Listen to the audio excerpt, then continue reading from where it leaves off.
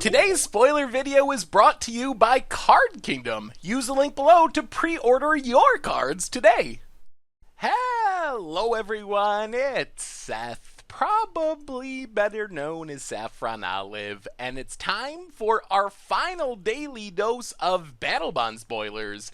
So just a little while ago, like a half hour ago, well, maybe longer now that the video's actually live, but this morning, we got the full spoiler for Battlebond, and I gotta say, the site is pretty awesome. We didn't get a ton in the full spoiler dump, but we do have some rares and mythics to talk about, some that came out late yesterday, a few from the big spoiler dump today. So we're going to talk about the new cards, the rares and mythics. However, if you want to see the full spoiler, follow the link in the description. You can see all the cards from Battlebond, even the ones that we can't talk about, because there's like hundreds of reprinted commons and uncommons, and we just can't talk about everything in this video. So check it out. It's sortable by rarity and color and all that good stuff. So follow the link for that. Also, before we jump into it, quick reminder, we are doing a worldwide Battlebond booster box giveaway, which is one of my favorite things to say. Worldwide Battlebond booster box giveaway. It's just got such a good ring to it. But anyway, you can enter that from the link below as well. Get entered. We will open the box here on the channel. You'll get a shout out on the channel as well. And then we'll ship you all the sweet Battlebond cards. So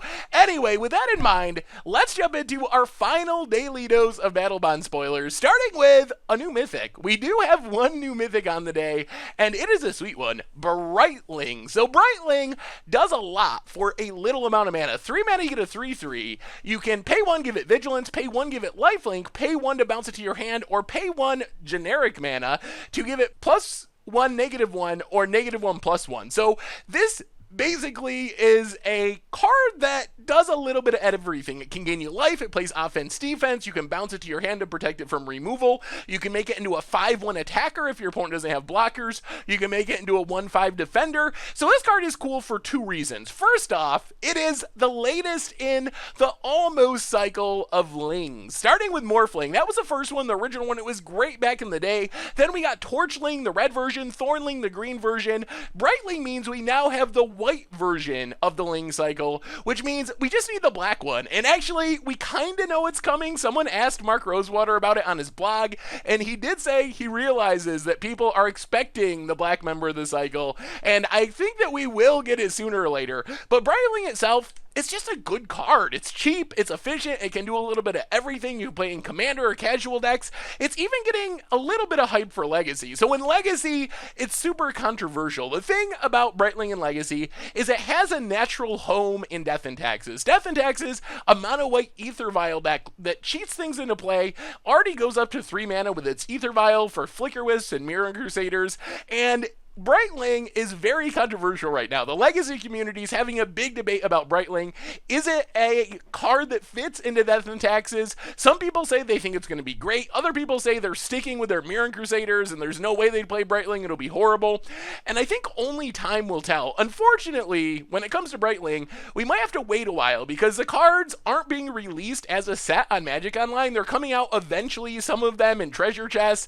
And that's where a lot of Legacy is played right now. We don't have that many Legacy tournaments, so we'll have to wait and see as we finally get some Legacy results. We get the Battlebond cards on Magic Online if Brightling actually shows up. But regardless, it is a super sweet flavor card, moving us one step closer to the completion of the Ling cycle, and might even have a little bit of Legacy potential as well. So moving on our list, our last mythic is a reprint, but thankfully it's a pretty sweet one. Micahs Lattice was super expensive, almost $30 for Micahs Lattice. However, it's worth pointing out that the turn everything into artifacts was mostly expensive because it was really low in supply. So somehow Micahs Lattice had just never been reprinted. It was originally printed in Darksteel, which was like 15 years ago, and it just dodged reprints forever and slowly crept up in price. It does see some play in Commander and casual decks, but it's not like an ultra staple. It has a very specific purpose, and as far as I'm concerned, the purpose is to lock everyone out of the game with Stony Silence or Null Rod. If you turn turn everything into an artifact and play a Stony Silence, it means that lands can't tap for mana, planeswalkers can't be activated, you shut down all activated abilities. If you could just like wrath the board, all of a sudden the game is just locked down. You got to build a way to win through that. I'm not exactly sure your best way of doing that, but if you could build a way to manipulate it so you can still do stuff through Micahs Lattice, and your opponents, it basically blows up all lands, shuts down all planeswalkers, all activated abilities on creatures and artifacts and everything. It's a super sweet combo and fun to build around. So I expect that the good news about Micahs Lattice is it's going to be really cheap. Like I said, it was expensive because the supply was really low. So this is what that's probably going to drop a lot, down to $5, $10 from almost $30. So if you want to build a janky Micahs Lattice lockout deck, you're finally going to have a chance to do it for not spending a ton of money. So cool reprint and Mythic. Happy to see Micahs Lattice finally making a return. Next on our list, we have our final partner pairing in Oaken, Eye of Chaos, and Zndrsplt, Eye of Wisdom. And these cards have one super specific role. These are the coin flip commanders. If you want to build the coin flip deck in Commander, 100% of the time, I think you're choosing this partner pairing as your commander. So Oaken lets you flip a coin at the beginning of combat at your turn until you lose a flip. Whenever a player wins a coin flip, you double its power. So if you can get a bit lucky, maybe win, let's say 3 coin flips, your 3/3 becomes a 6/6, and a 12/12, then a 24/24, and all of a sudden you have a lethal commander damage attacker coming across an opponent if they don't have any blockers.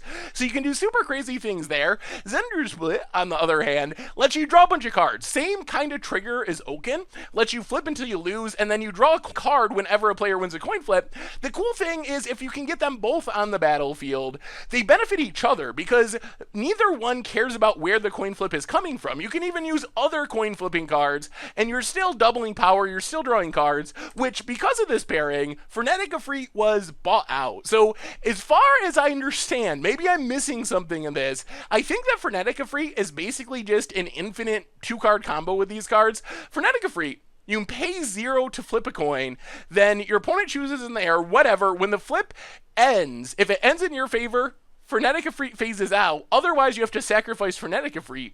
The thing is, you should be able to just activate that 0 ability like 1,000 times or something. And sure, you're going to lose a bunch of them. You're going to sack this Frenetic Efreet eventually, but you're still flipping 1,000 coins, which means your Oaken, sooner or later, it's just going to be thousands and thousands of power. Like, you lose coin flips along the way, but there's no downside to losing a coin flip. It's not like you lose power on Oaken when you lose a coin flip. Same with Zndrsplt. You are drawing a ton of cards. You're going to lose half the coin flips, but whatever, you're winning the other half and drawing a card for each of them. So Frenetic Efreet bought out because of its combo potential. So if you want to build the janky coin flip deck in Commander with Carrick's Thumb, which is crazy with either of these cards since it really increases your odds of winning the flip, Chance Encounters in alternate win condition, you win 10 coin flips, you win the game. I think that this is 100% every single time the Commander pairing that you want to use. So it's really cool to see this getting support. As far as competitive play, I'm not a big fan of high variance cards, but when it comes to Commander, it's really cool to see Coin Flip Tribal actually getting a pair of commanders that are just absolutely perfect for it. Combo potential, alternate win condition potential. So get your Coin Flip cards now because it seems like a really fun deck to build. Otherwise, we got Thrilling Encore, which is kind of a pretty powerful card. I see 2 purposes for this card. So 5-mana instant, you get all creatures that went to the graveyard from the battlefield back under your control. So basically, your creatures that died, your opponent's creatures that died. So the thing with Thrilling Encore is it reminds me a lot of Rise to the Dark Realms, sort of a weird build your own 1-turn Rise to the Dark Realms. So the first way to use this card is just play Wrath. You play a Day of Judgment, then you Thrilling Encore. You get back not only all your own creatures, but any of your opponent's creatures that die too, which kind of makes it like a more limited Rise to the Dark Realms. You don't get creatures that went into the graveyard turns ago, but you get everything that was on the battlefield. So play your Day of Judgment, your Damnation, your Wrath of God, steal essentially the entire battlefield full of creatures. You can also use it as defense for your opponent's Wrath. So your opponent casts the Damnation, and you're like, oh sure, that's actually good for me. Thrilling Encore you.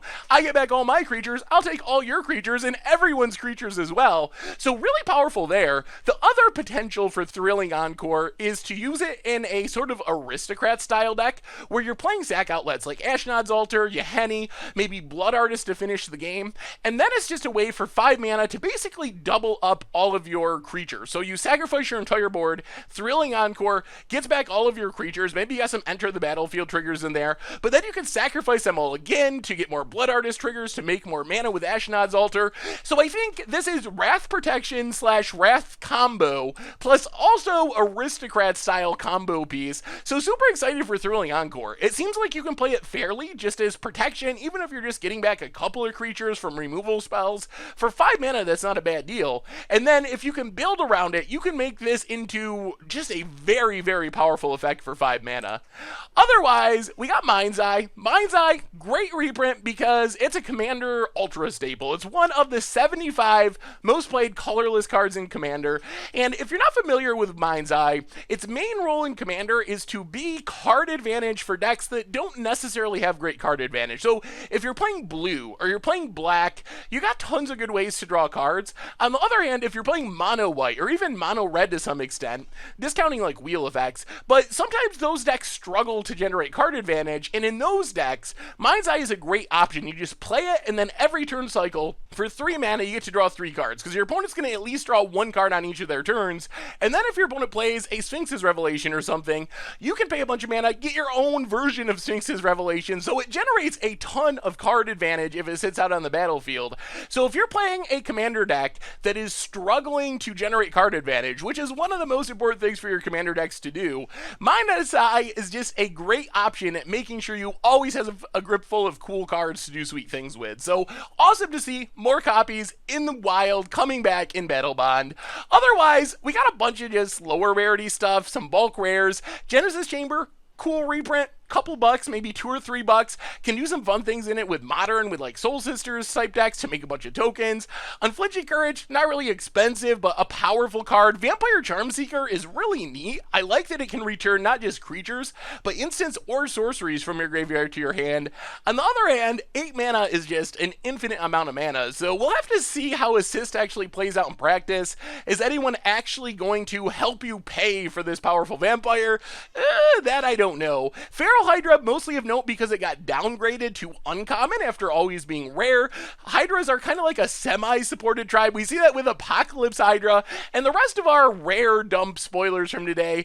Guafa Hazard, Profiteer, cool commander build around, Evil Twin, War's Toll, don't play it on Magic Online, it is miserable, but it is a good commander card. And that's the thing I like about the bulk rares that we're seeing from Battlebond, is even though they're not worth much, they're all commander playable. So even the cards you get that aren't really worth any money, you're still going to be able to make use of them in your commander deck. Like Evil Twin is a great clone in the format because not only do you get to copy your opponent's best creature, then you get to kill it the next turn, your opponent's copy of it. So it's a very powerful set of commander bulk rares in the set as well.